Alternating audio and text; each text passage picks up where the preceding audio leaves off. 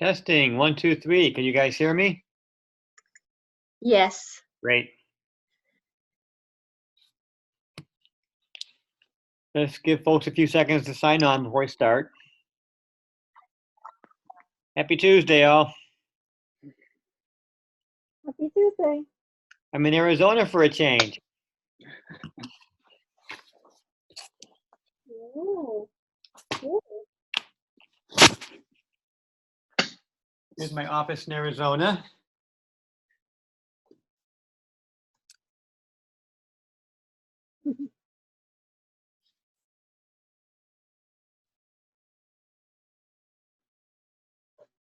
So my office is all Asian art, and my office mate is Dr. Kessler. His is all South American art, or Native American art, sorry. It all goes together.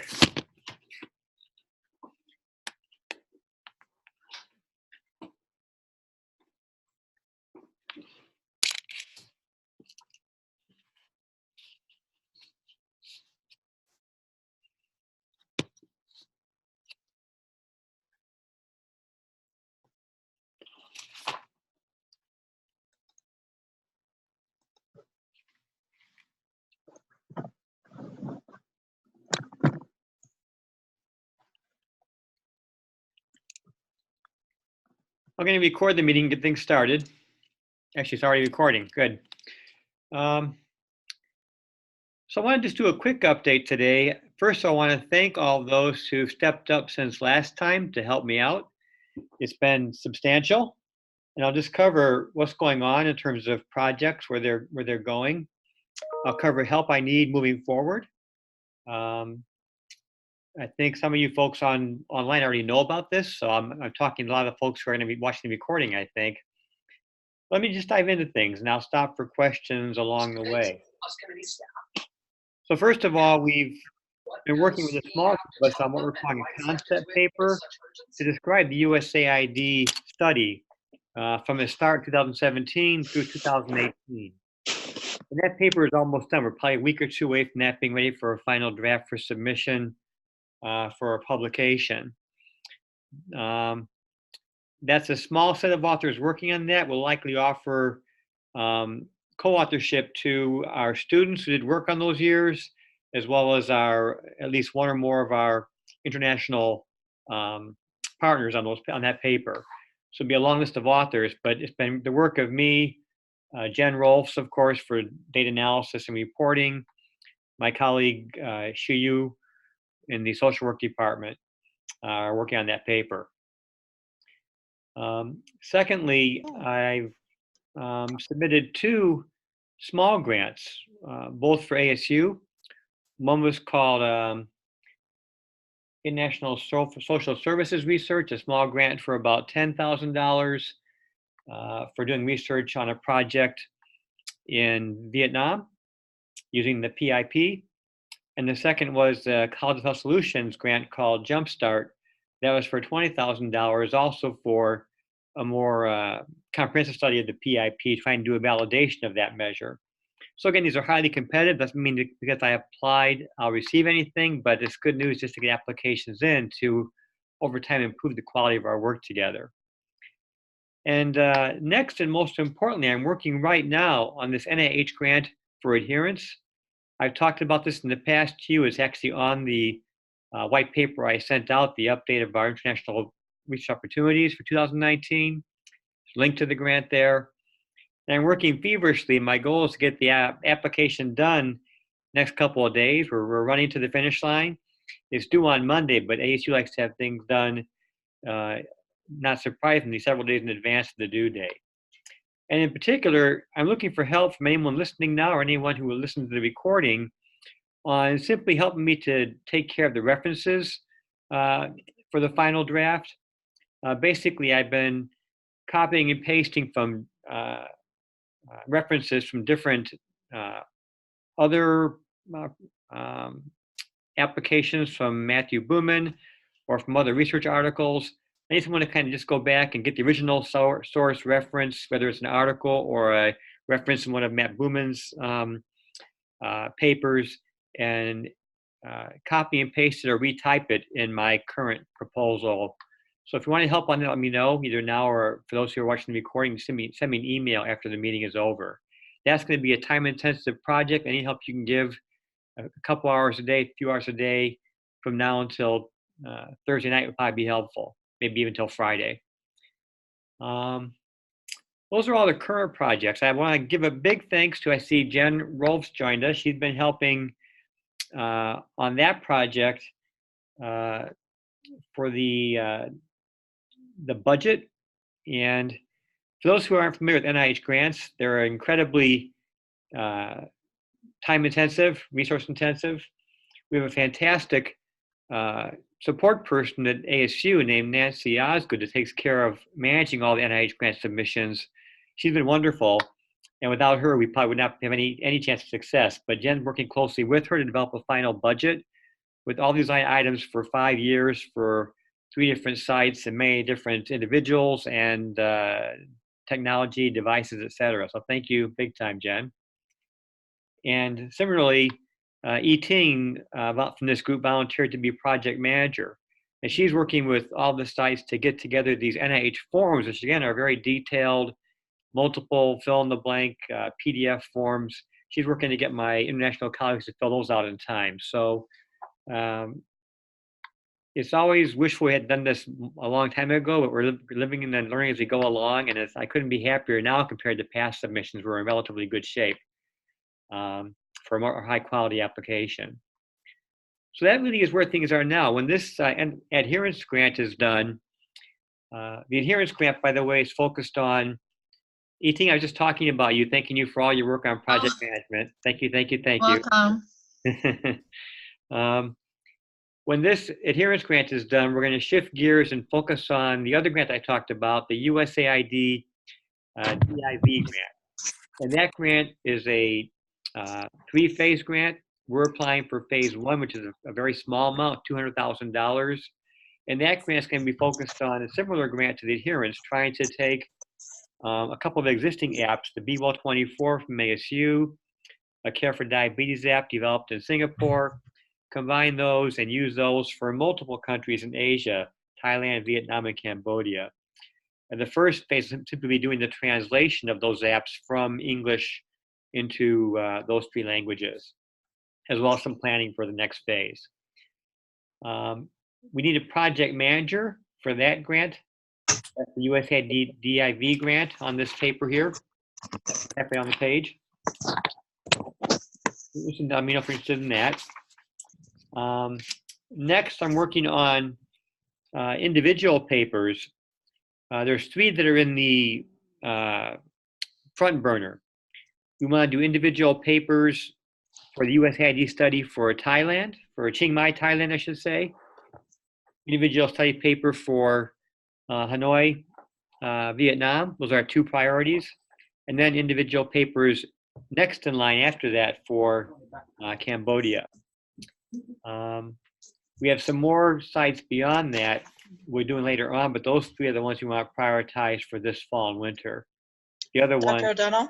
Yes. This is Jen. I was chatting with Mohammed the other day about some other things, but he said he would be very interested in the PTSD, depression thing that I had, kind of flagged in Cambodia and Vietnam. Great. So anyway, it's very top of mind for him. So it might, bubble up a little bit in priority. That project. What was that?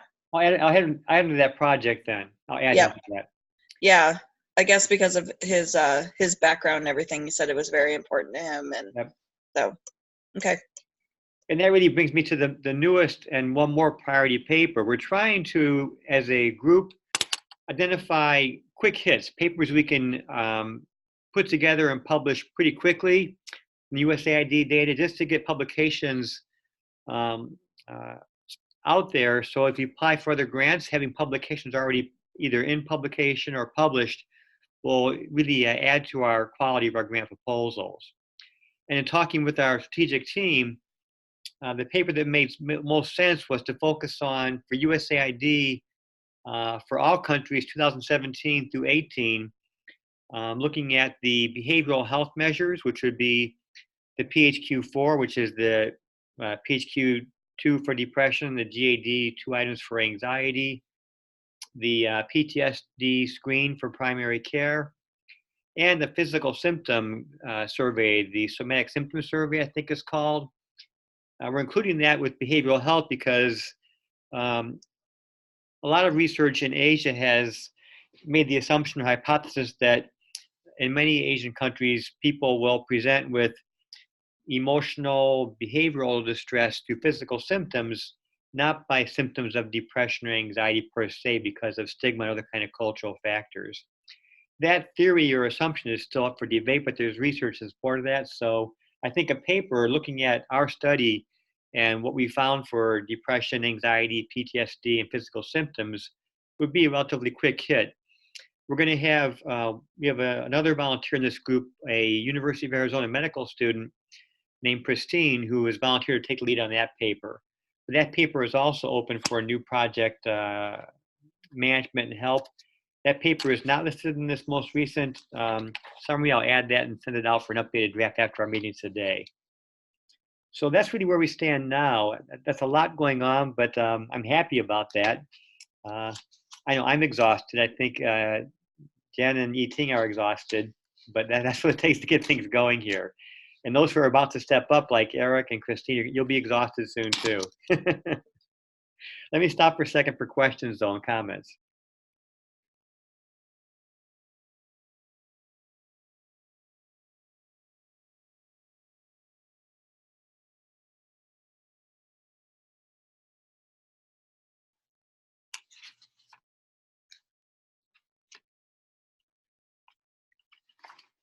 I know for the folks online, Christina, you volunteered to take the lead project managing the Hanoi Vietnam paper. Eric, you're doing the same for the Chiang Mai Thailand paper. Thank you both for that help. You should both be working on setting up a meeting with the key stakeholders. So I know for Vietnam, we already have that meeting in progress with Mika Smith. Mika Smith is a DBH graduate. She'd been one of our first graduates way back in the day, and I mentioned her before. She lives in Israel, and she'd been doing some work, some in-depth work on researching Vietnamese studies on diabetes, hypertension, and she's been working on that project, that paper from Vietnam with Christina and with Jen. If other folks want to volunteer who are listening, you're welcome to, but those folks are going to lead the charge, and you can step up and get involved or not. There's no pressure. And then for the Cambodia paper, Eric, you can work with Jennifer Costello and Jen to form a meeting also from those 3 stakeholders to begin working on that paper also.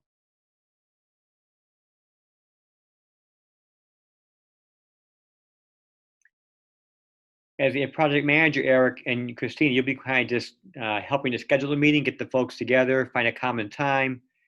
They just be the U.S., our American counterparts first of all.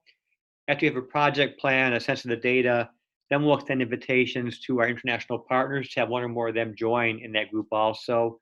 But our goal is to first have Jen help us figure out what is the most common data we're going to look at for each site. Once we do it for 1 or 2 sites, we'll get a sense of what we're going to focus on a report for all the sites, and the rest of the paper should roll out more smoothly. All the international sites have the ability to do their own research. We've shared data with them, but I think, to be honest, they're not going to do much without us leading the charge here. So a lot of opportunities here, and I could literally see between 3 and 5 papers being sent to publishers for review by end of the year. How long it takes to be reviewed and either be accepted or rejected, or more likely having comments or revisions is another story, but I think that's a realistic time frame.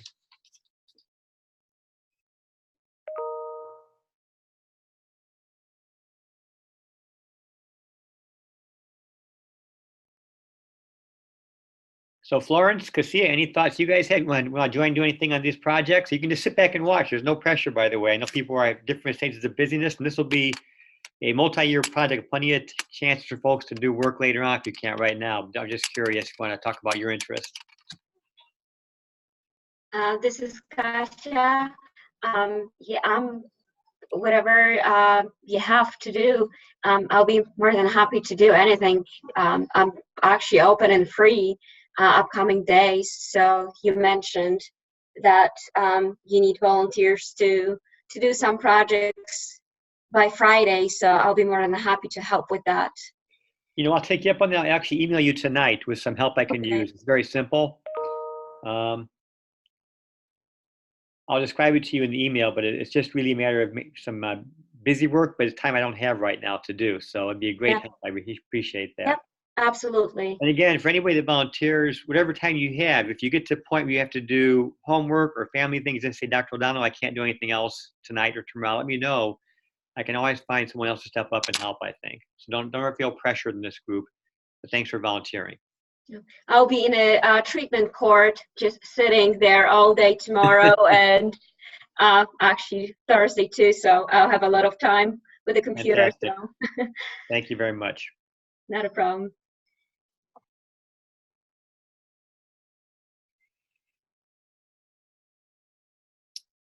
Is there anything, Jen, you want to say or Yi-Ting about your experiences? Jen, we're on the data analysis and the next steps, or Yi-Ting on what it's like to be a project manager and your limited or your narrow role with the NIH grant, just to give folks a taste of what it's like to do the work?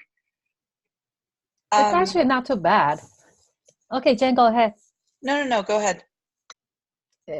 From my end, it's really not that bad. I'm currently also managing 25 active research projects, so adding one more is not too bad. I'm glad to hear that. I was feeling guilty.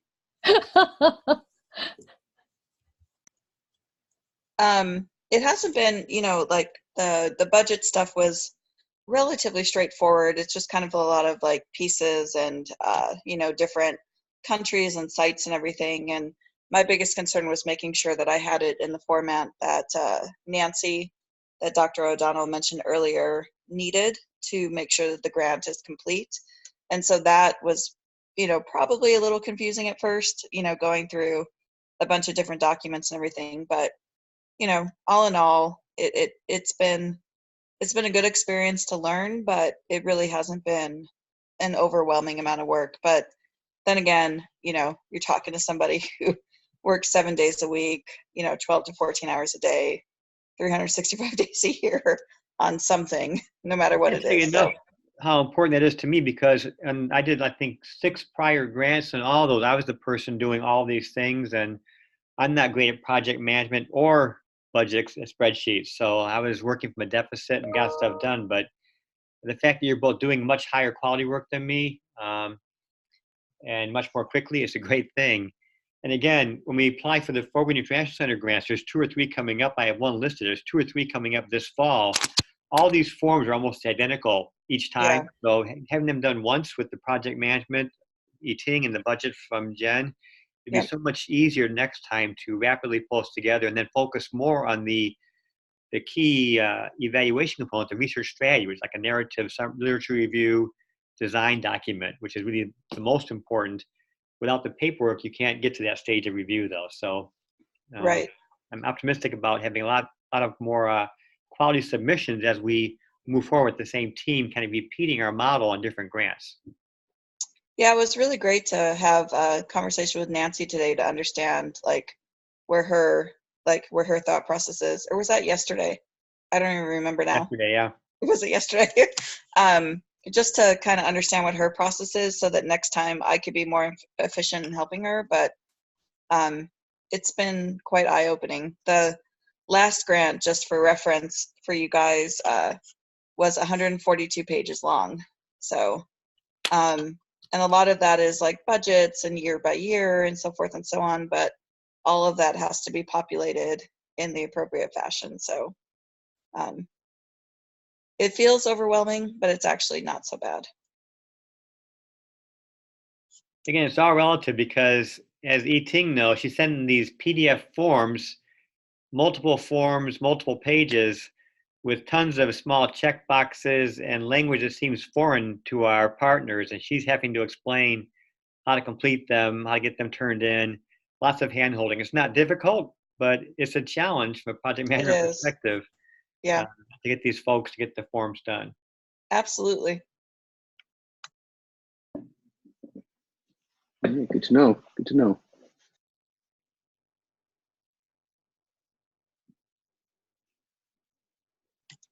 I have to say, I'm impressed that she already has 25 other projects that she's managing.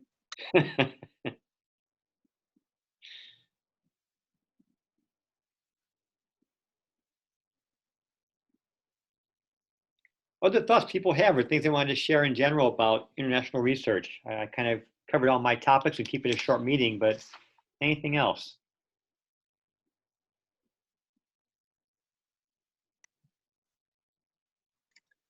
I was curious if you need me or Eting to stay on to talk about the NIH grants at all. Is there any specific things that you need to wrap up tonight? That'd be great, sure. And if other folks want to stay and just listen to learn, you're welcome to. If you want to drop off, you can. But I have some very specific questions for both of you, so I'd be happy to have you stay on board if you can. It shouldn't take long. So let me close the meeting officially. I'm going to stop recording it.